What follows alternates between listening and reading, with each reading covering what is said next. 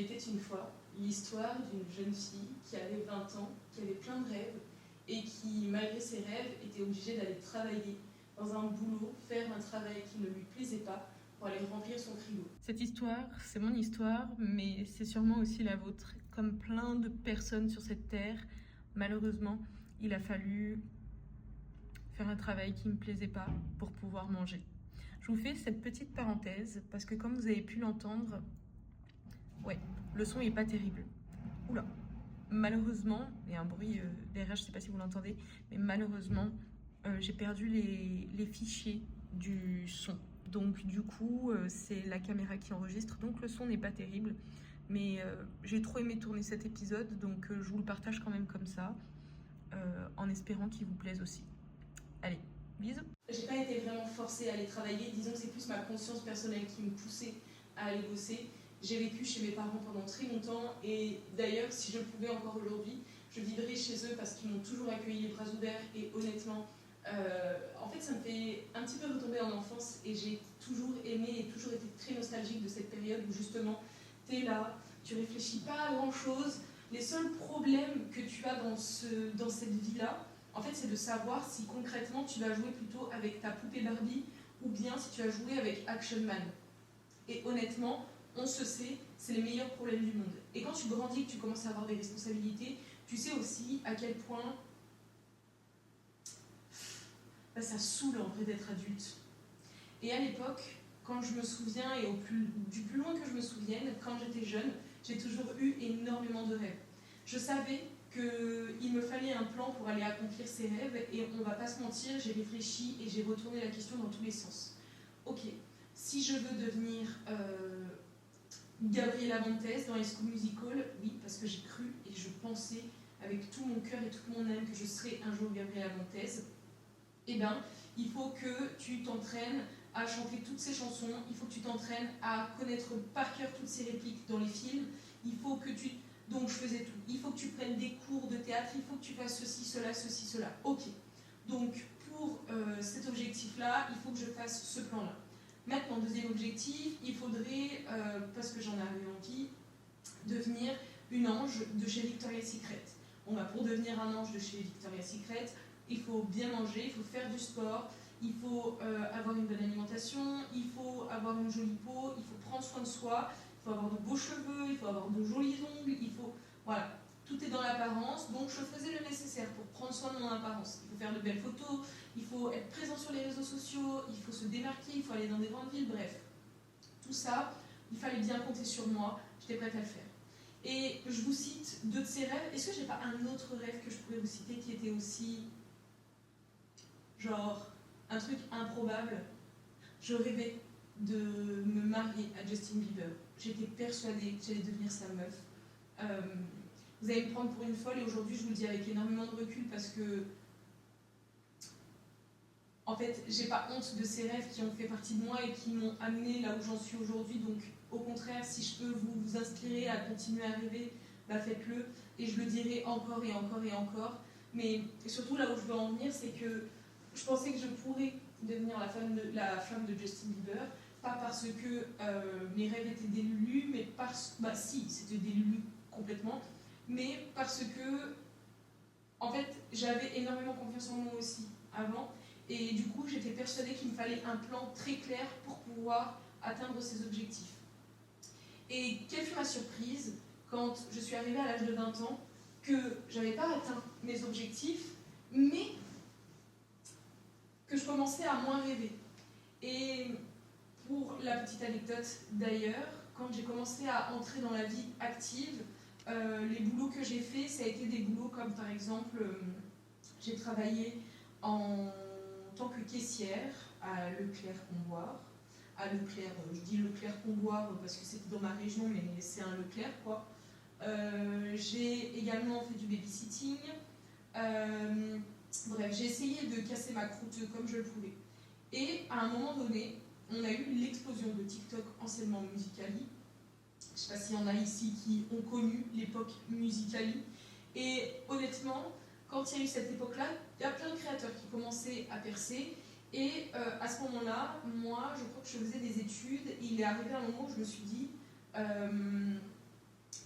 ces études-là ne me servent à rien. Je suis bien consciente que c'est pas ça qui me fera vivre mes rêves. Ce plan-là ne me sert à rien. Mes parents, je faisais des études surtout pour mes parents, et parce que à l'époque, j'étais persuadée aussi que c'était le seul moyen de me sécuriser financièrement et cérébralement aussi, qu'en gros, avoir un diplôme verrouillerait mes connaissances et, comment le dire, entre guillemets, que ça m'apporterait une légitimité. Et donc, je faisais des études, mais avec le temps, je me suis bien rendu compte qu'il y avait tellement d'autres choses et d'autres opportunités qui s'offraient à moi, que du coup, j'ai arrêté mes études et je me suis consacrée à 100% dans la création de contenu. Je dis à 100%, mais alors, c'était pas vraiment à 100% dans la création de contenu parce que j'avais essayé aussi de faire du e-commerce. Malheureusement, je m'y suis pas donné assez à fond, et comme j'avais pas de ressources de revenus, en fait, je pouvais pas faire de publicité, donc c'était un peu le serpent qui se mord la queue. Alors, petite gorgée rafraîchissante. Et bref, ce qui s'est passé après, c'est qu'il y a eu le Covid. Donc, je vous parle de ça, c'était en 2020. Le Covid est arrivé, et là, tout le monde est resté bloqué chez soi. Et moi, mauvais timing, ce que j'ai fait, c'est que je suis allée travailler en boulangerie. Je ne vous donne pas l'enseigne, mais en gros, le code couleur, c'est le même code couleur finalement en fait que le podcast. Et bref, je suis allée travailler là-bas. J'ai fait une vidéo d'ailleurs à ce propos sur ma chaîne principale où je raconte exactement comment ça s'était passé et les choses qui m'ont marqué, qui m'ont choqué, parce que naturellement, quand on travaille dans une enseigne alimentaire, on ne s'attend pas à ce qu'il y ait autant de merde. Et vraiment, je parle de caca, mais vraiment, c'est de saleté, quoi. Mais bref, vous pourrez aller jeter un coup d'œil si vous voulez.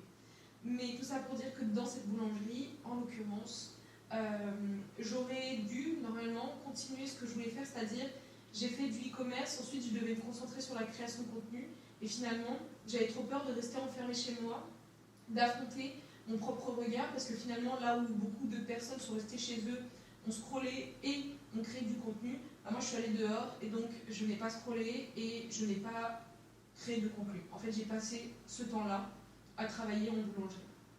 On faisait partie des rares enseignes qui avaient le droit de rester ouverts, et donc il y avait personne, des fois il y avait des gens qui venaient acheter une baguette, c'était leur petit truc de la journée, ils avaient le droit de faire ça, et puis après le confinement s'est arrêté, les gens sont revenus avec des mètres de distance, et après il y a eu un nouveau confinement, nous on a continué à travailler.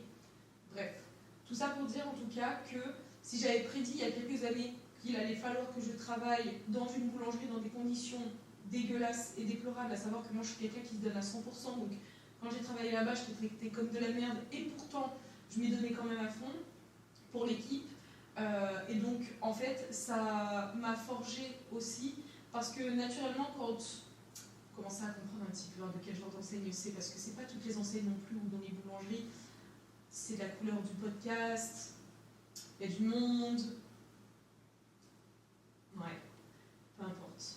Et ce que je veux vous dire surtout, c'est que ça m'a forgé, et que j'étais loin d'imaginer, il y a 20 ans, même quand j'avais 10 ans, quand j'avais 8 ans, quand j'avais 4 ans, que j'allais travailler un jour dans une enseigne, dans une boulangerie, et que c'est après avoir travaillé dans cette boulangerie que ça m'amènerait là où je suis aujourd'hui. À savoir que je n'estime pas du tout avoir atteint mes objectifs.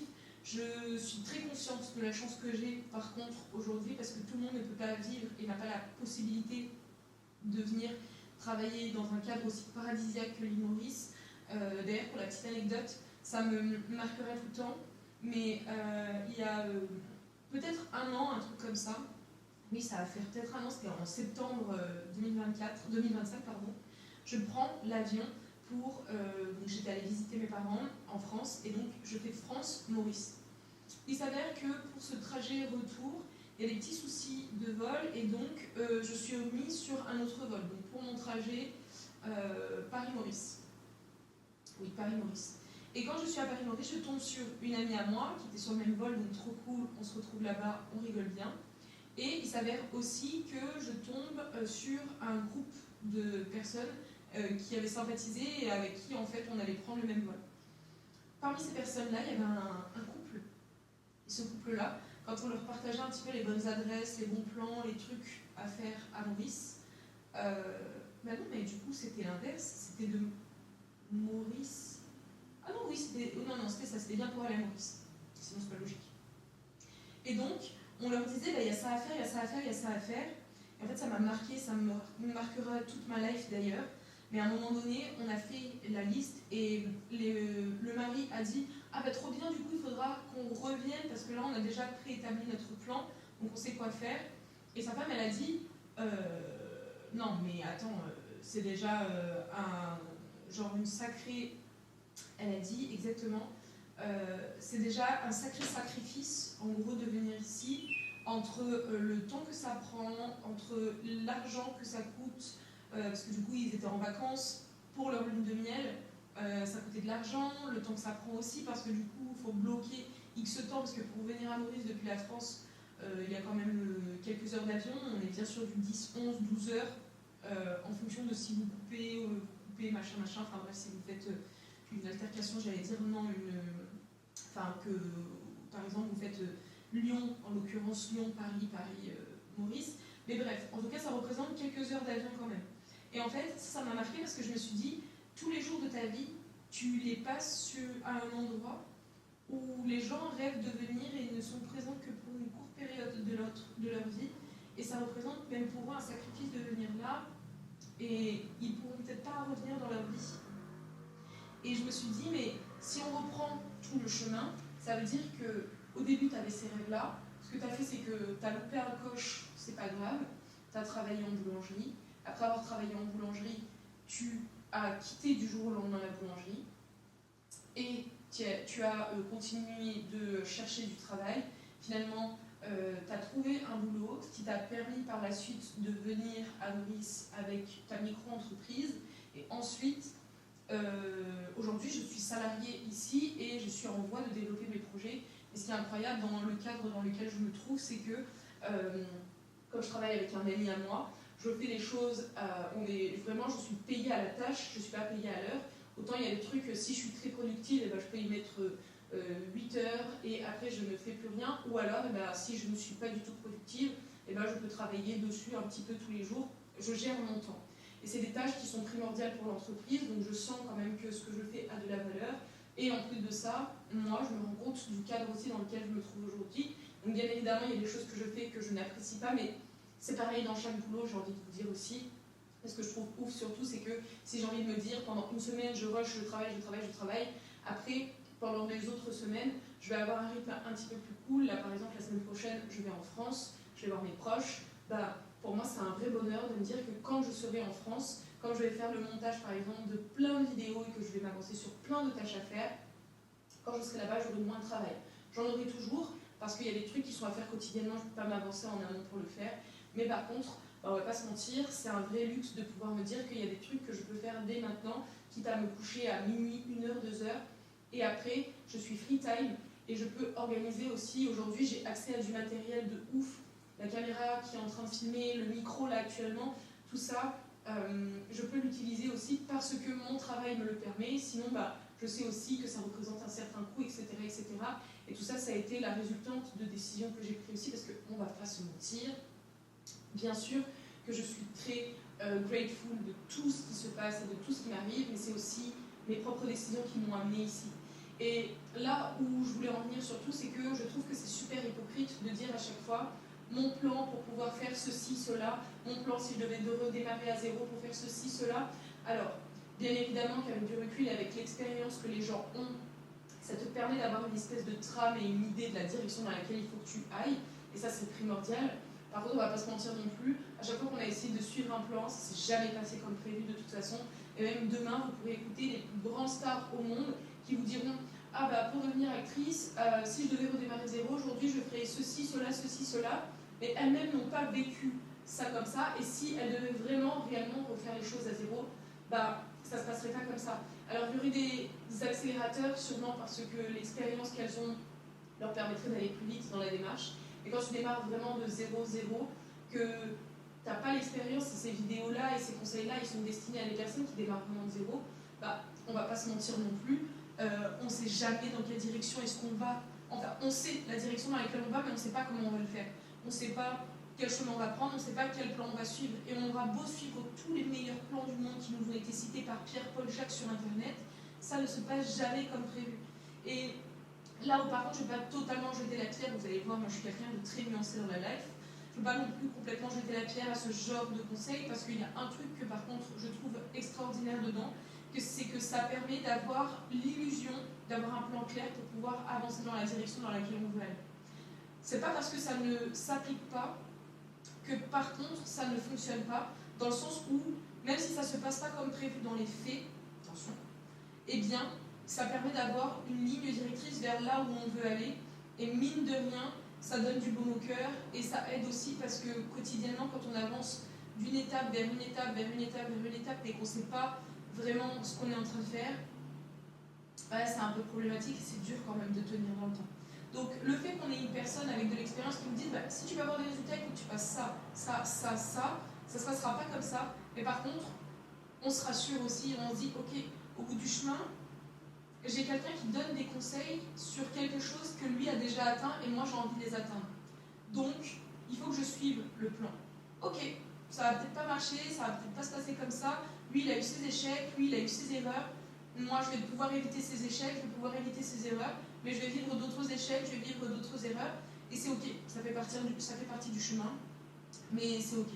Donc voilà, c'était la petite pensée que j'ai eue aujourd'hui, et honnêtement, quand je me suis rendu compte de ça, bah, ça m'a fait du bien, parce que moi-même je me suis rassurée dans le sens où je me suis dit, ok, aujourd'hui je suis peut-être pas encore là où je voudrais aller, et quand je écoute les conseils, même si le plan ne s'est pas du tout déroulé comme prévu, je sais que je vais dans la bonne direction pour pouvoir l'atteindre aussi, et quelque part ça me rassure, donc maintenant il n'y a plus qu'à, comme on dit. Je regarde juste si j'ai pas oublié de vous partager un petit truc. J'avais noté une phrase qui est un peu bateau. Moi, j'aime bien les phrases bateau, mais on va pas se mentir, des fois ça fonctionne bien aussi quand on les a en tête. Personne vit selon un plan. Les gens qui réussissent ne suivent pas un plan fixe, ils savent pivoter rapidement. Et l'idée, c'est juste de pouvoir trouver des alternatives pour pouvoir vivre comme on a envie de le vivre. Par exemple, moi, j'ai toujours rêvé de vivre aux États-Unis. Pour l'instant, je n'ai jamais visité encore, donc je ne sais pas ce qu'il en est. J'ai baigné, j'ai vécu, je mangeais, je dormais, je réfléchissais, je faisais pipi. Tout était États-Unis parce que je croyais en l'American Dream. J'ai baigné là-dedans. Et je n'ai jamais eu encore la chance de visiter ce pays-là. Je ne sais pas si ça me plaira, mais il faut que je le teste et à ce moment-là, je saurai si c'est quelque chose dans lequel je peux me projeter ou au moins pendant quelques années. Je ne sais rien. Et j'aurais jamais pu prévoir que en fait, j'allais vivre pour une période de ma vie à l'île Maurice, sur une île à côté de là où mes parents sont nés et qu'ils ont quitté pour s'expatrier en France. Mais si ce n'était pas expatrié en France, qu'ils avaient suivi le plan initial dans leur tête, j'aurais pas vécu en France. Parce que leur plan initial c'était d'aller là-bas, mais s'ils n'avaient pas suivi ce plan-là, qu'ils étaient restés à Mada, j'aurais malgré moi vécu toutes ces difficultés qu'a rencontré le pays ces précédentes années. Si vous n'avez pas trop suivi, je vous invite à suivre l'actualité là-bas. On est très chanceux en France et dans les pays occidentaux, les pays un peu plus développés. Mais il y a des pays aujourd'hui qui nécessitent grandement une aide et plus de soutien, et le fait juste d'en parler, ça aide énormément aussi, puisqu'il y a des choses qui sont normalisées et qu'il faut batailler pour pouvoir se faire entendre et faire en sorte que ça change. Donc voilà, et j'avais noté un autre truc aussi. Arrête d'attendre que ton plan soit parfait pour commencer. Le vrai pouvoir, c'est pas d'avoir de meilleurs plans, c'est d'avoir le courage d'ajuster ta voile quand le vent tourne. Donc c'est deux phrases qui sont très bateaux. L'idée, c'est, comme je vous le disais, vous savez la direction dans laquelle vous voulez aller, vous avez un plan, ça vous rassure. Maintenant, ça ne va pas se passer comme prévu, mais il faut savoir rebondir. Et c'est ce qui vous permettra d'aller au bout de tout ça. Voilà. Écoutez, merci d'avoir passé ce temps-là avec moi. Vraiment, c'est une véritable thérapie, c'est une vraie safe zone, ce podcast et d'échanger avec vous. Vraiment, je kiffe et j'ai trop hâte de pouvoir vous partager tout ça. Je vous embrasse les gars, et puis on se retrouve du coup la semaine prochaine, tous les vendredis, dans de nouveaux épisodes. Là, je faisais des épisodes presque tous les 2 jours jusqu'à présent, mais comme je vais partir en France, je vous tourne plein d'épisodes là, et ce sera un par semaine tous les vendredis. puis voilà. Allez, je vous embrasse, gros bisous. Et prenez soin de vous. Et merci d'avoir passé ce temps live. Je crois que je l'ai déjà dit, mais j'ai des gros problèmes de mémoire en ce moment, donc j'en ai